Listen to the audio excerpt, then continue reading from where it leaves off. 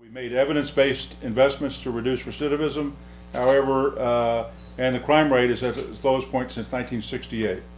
The reforms have also helped avert more than $3 billion in anticipated prison spending. But there's more that we can and should do. There are lots of folks who belong in prison. I want to make this point very, very clear. Violent criminals, rapists, sexual offenders do belong in prison. However, there are some people who we do not think do belong in prison because of the cost. Texas has the largest prison population of any state in the country.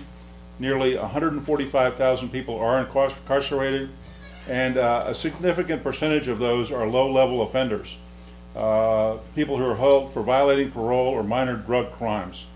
And 10% of the people in Texas prisons and state jails are there for drug possession. Keeping them in prison without treatment or job training does little to break the cycle of addiction or prevent crime in the future. And I think this is worth emphasizing. We simply are not taking the time and effort with those who are in prison, who are soon to get out or will be out in a reasonable period of time, to offer them job training and education, which of course is absolutely essential if they are going to be successful when they re-enter society. We're paying as taxpayers $3 billion each year to keep these people locked up, and we're not getting our money's worth from this effort. So despite the progress that we have made, Texas is not as smart as it could or should be in keeping us safe, and it's still too big and too expensive. We can do better. Good morning. My name is Tracy Berry, and I'm with Goodwill Central Texas, and I stand here today as a proud member of the Smart on Crime Coalition. More than 140,000 individuals are in Texas prison and jails. Most of them will be in line with us at the grocery store at some point in the near future. Just this past year alone, we released more than 35,000 people out of Texas state jails. What do we want our communities to look like? More than 60% of the people who walk through the doors at Goodwill Central Texas have a criminal background. We are dedicated to serving them and to changing their trajectory of their lives and the lives of their families. We know that improving education and employment opportunities have a recognized effect on recidivism rates, on community safety, and economic prosperity. And that's why the Smart on Crime Coalition will be working with lawmakers this upcoming legislative session to create a pilot vocational reentry program aimed at reducing crime and recidivism among the highest risk of offending, people who are sentenced to state jails. In lieu of a full term of state jail, the program would require a minimum of 180 days in community supervision for nonviolent offenders, with at least 90 days in an employment program, and that's the key word, employment program, that pays above minimum wage, offers education, job training, financial literacy, mental health, counseling, life coaching, and then permanent job placement. By targeting state jail offenders, this program would aim at rehabilitating the state jail population with little access, currently has little access to reentry services, and again has the highest rate of recidivism. The funding for this program would come from savings on the more than $50 a day in incarceration costs, thus saving the state money and changing the trajectory of lives of our fellow Texans. By helping people with criminal convictions overcome their barriers to employment, Goodwill Central Texas knows that we can, again, help people become self and family sufficient. They can be contributing members of our community, and we can continue together as part of this coalition to continue the good work and longstanding commitment to changing people's lives through the power of work. My name is Dr. Gus Reyes, and I'm the director of the Christian Life Commission for Texas Baptist. The Christian Life Commission is the ethics and justice ministry of Texas Baptist Convention. That represents, and we connect to about 5,200 Baptist churches here in Texas. We help Texas Baptists apply their faith to current issues through education, public policy, advocacy, and community ministries. Our North Star is Micah 6:8, where God's word says that God's people need to do justice, love mercy, and walk humbly with God. Our commitment to justice is one of the reasons we joined the Smart on Crime Coalition. We want a just system that is just. This means both supporting victims and holding offenders accountable, but also gives former offenders who have served their sentences the opportunity to re-enter society. As a person of faith, I believe the opportunity for redemption should be given to those who have served their sentence and are looking for a second chance to fulfill their God-given potential. That's why we believe it's so important to scale up programs for reentry, life skills training, education, employment. It's why we're so excited about the reentry vocational pilot program, which is part of the Smart on Crime agenda. It's incredibly hard for ex-offenders to be reintegrated into society. We know that, it's a fact. They face difficulty in finding jobs, housing, and they and their families are often outcast in their very own communities. But the Smart on Crime reentry vocational program will not only help formerly incarcerated individuals become productive members of communities again, it will also help close the revolving recidivism door, thus preventing and reducing crime. The reforms we propose today are the necessary next step on the road to a fairer Texas, and a Texas that lives up to the principles of justice in the Bible. God bless you. Good morning. My name is Doug Smith. I'm with the Texas Criminal Justice Coalition, and we are also proud members of the Smart on Crime Coalition, and deeply privileged to be part of this group for its accomplishments thus far and what we hope to accomplish next session. I'm here to talk a bit about some of our proposals with regard to the penalties for possession of controlled substance.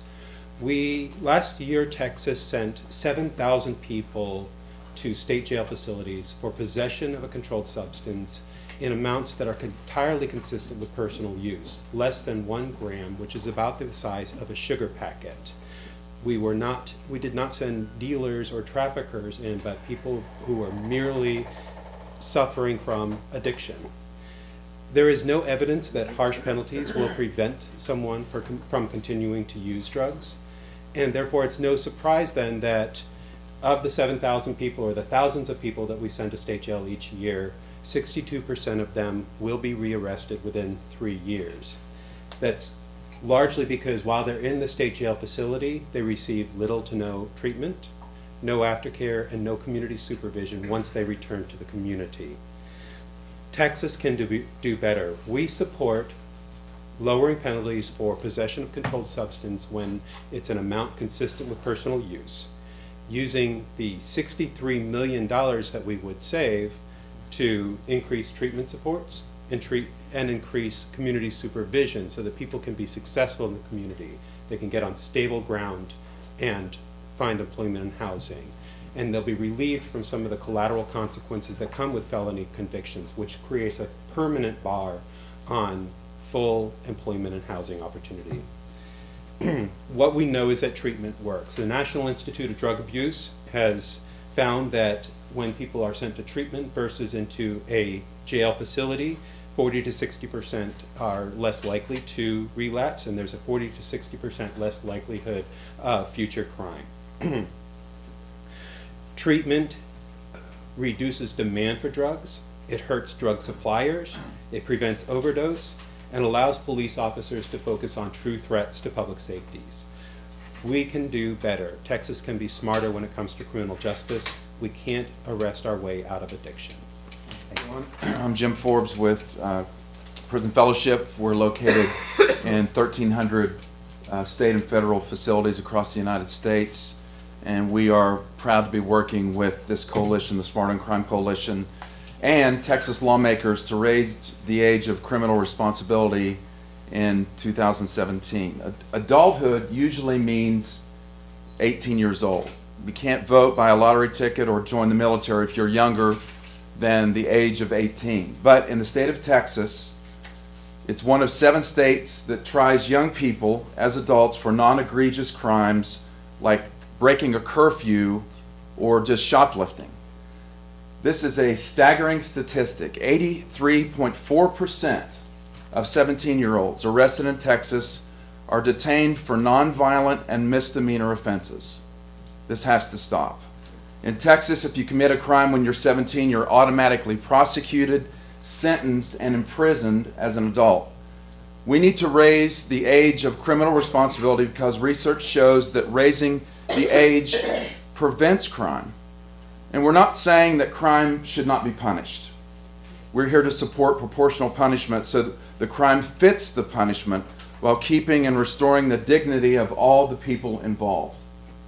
Another reason we need to raise the age is that communities are safest and strongest when parents are involved with their kids' lives. But in Texas, parents actually lose many of their rights when their 17-year-olds are in trouble with the law. If your son or daughter is arrested, the police don't have to tell you. When your kid is in court, the judge doesn't have to involve you. Our founder, Chuck Colson of Prison Fellowship 40 years ago, said it best when he said, quote, "The issue is not whether society is to punish, but how to punish." At Prison Fellowship, we believe that even the most broken people, the most broken situations can be made whole again. Those who broke the law, especially youth, can be transformed and serve their community, giving them a second chance.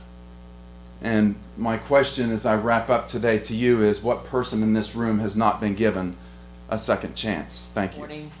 I'm Terry Burke. I'm the Executive Director of the ACLU of Texas. In addition to pursuing expanded education and training to reduce recidivism, supporting Raise the Age legislation to protect parental rights and keeping youth out of adult prisons, and pursuing strategies to address addiction through treatment, we will work to end the DRP, or Driver's Responsibility Program. By putting unlicensed and uninsured drivers on the road, this is a program that is making us less safe.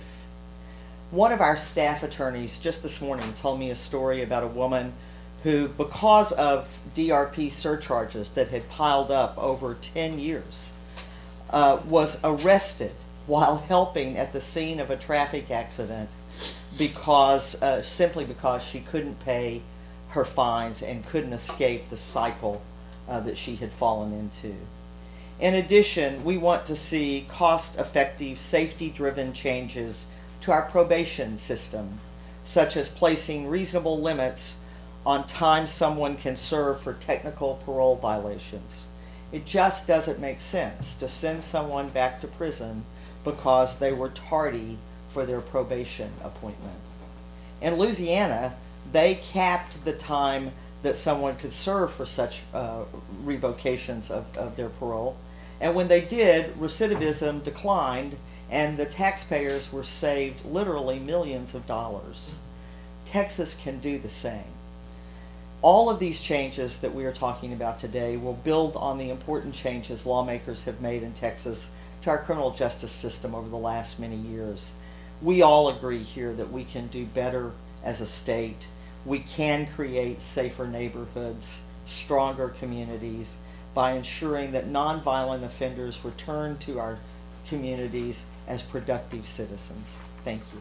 Hello, my name is Derek Cohen. I'm the Deputy Director of the Center for Effective Justice at the Texas Public Policy Foundation and in our Right on Crime campaign. Our Right on Crime campaign is a national initiative where conservative luminaries have embraced the ideals of criminal justice, from governors like Rick Perry, Jeb Bush, Asa Hutchinson of Arkansas, have all seen that being smart on crime is the way to actually get the goals that you want to achieve out of the criminal justice system. Take a look around this coalition. You see representative conservative organizations, liberal organizations, representatives from the faith, the reentry, the business communities. We represent groups that will not agree on every single criminal justice item that is brought before the Texas legislature this session, but on these items identified here today, we all stand solidly on. Texas has made many great strides over the past decade, setting a national example on how to most effectively use precious prison space. Since 2007, since our large reforms in 2007, violent offenders represent the only growing segment, both in terms of raw numbers and in populations, in Texas prisons. We are using those beds, as the saying goes, for those we are afraid of, not those we are mad at. The changes that we've made to our policy have allowed those beds to be used more effectively. Since 2007, we have closed. By the end of the year, we will have closed 4 prisons in the state, saving billions, as Bill has referred to. And we also have the current slack in the population. Even with the one closing down in downtown Houston this year, we will have the population to consider closing more. That is what a criminal justice system should be. One that protects public safety. One that allows people to plug back into the community, to find their own redemption. We're not there yet, but legislatures around the country have been looking at Texas for what to do on this issue. These priorities that are put forth here today will allow Texas to retain its exemplar status.